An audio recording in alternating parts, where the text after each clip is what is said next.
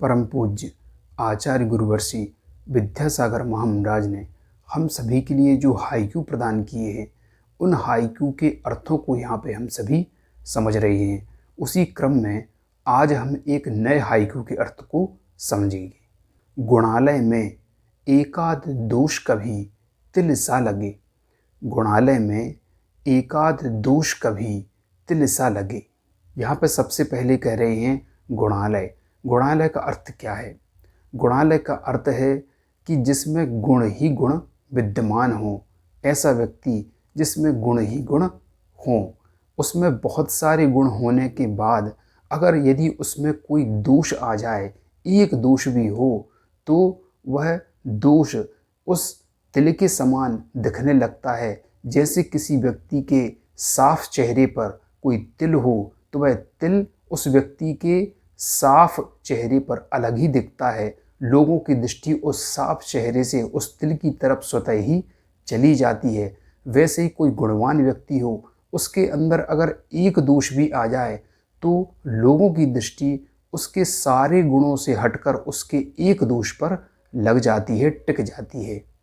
जब कोई व्यक्ति बहुत गुणवान हो और उस व्यक्ति के अंदर अगर एक दोष भी आ जाए, तो मात्र वह एक दोष ही उसके सारे गुणों को ढक देता है और उसके अंदर लोगों को बुराई ही बुराई दिखने लगती है, जबकि उस व्यक्ति के अंदर कितने गुण थे।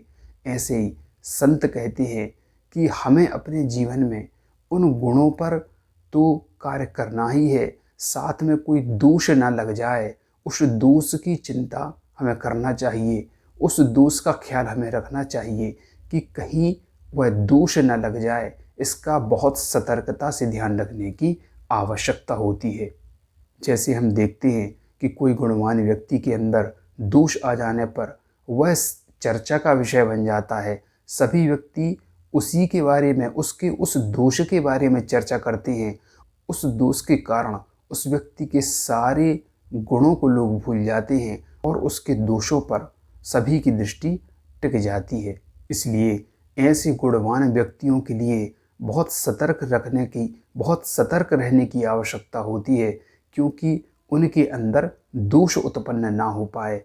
क्योंकि दोष उत्पन्न होने पर उस लोगों की दृष्टि उसके दोषों पर स्वतः ही चली जाती है। इसलिए ऐसे महान व्यक्तियों के लिए बहुत सावधानी रखना पड़ती है ताकि कोई दोष उत्पन्न ना हो। क्योंकि हम देखते हैं कि अगर कोई दोष उत्पन्न हो जाए, तो कितने भी गुण अगर विद्यमान हैं, तो भी उस दोष पर लोगों की दृष्टि स्वतः ही चली जाती है।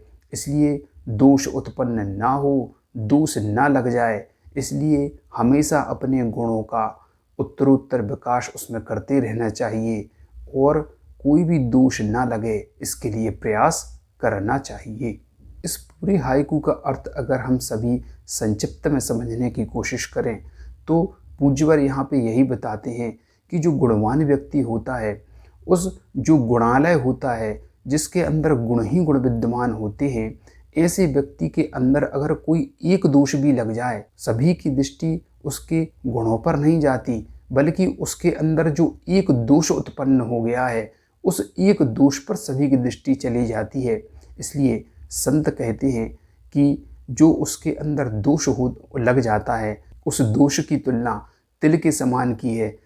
जैसे किसी व्यक्ति के चेहरे पर कितना भी साफ हो, उसके साफ चेहरे पर अगर तिल होता है, तो उसके साफ चेहरे से लोगों का ध्यान उसके तिल पर स्वतः ही चला जाता है, उसी की तरफ ध्यान आकर्षित करता है। वैसे ही गुणवान व्यक्ति कितना भी हो, अगर उसके अंदर एक दोष भी उत्पन्न हो जाए, तो लोगों की दृष्टि उस पर स्वतः ही चली जाती है। इसलिए संत कहते हैं कि हमारे लिए बहुत सावधानी की आवश्यकता है।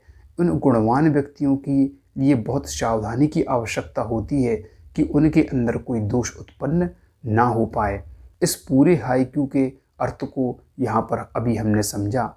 निश्चित ही आपको यह अर्थ समझ में आया होगा, पसंद आया होगा। हम आगे फिर नए हाइकू पर चर्चा करेंगे। तब तक के लिए बोलिए परम पूज्य आचार्य गुरुवर्षि विद्यासागर महाराज की जय।